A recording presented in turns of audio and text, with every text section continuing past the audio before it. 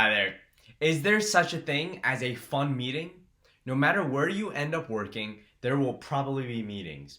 There's such a great way to exchange ideas, coordinate with everyone, and move agendas forward. So, if they're so crucial, how do we make them more enjoyable?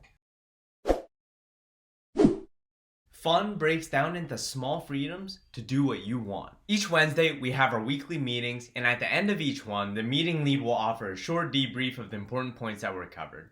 And we have a tradition of putting on a Zoom filter, my favorites being the beard and the virtual hat. And this is all just a super easy way to increase engagement, offer just a tiny bit of freedom, and this all translates to some fun during these meetings. Our meetings also always end early. We have a rule, no meetings over an hour, but we still plan to take up the full hour, which gives us a good opportunity to just chat, catch up, or play some team building games at the end.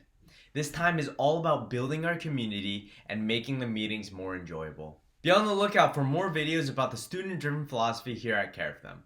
If you have any questions, comments, or ideas, leave them down below. Thank you so much for watching. See you next time.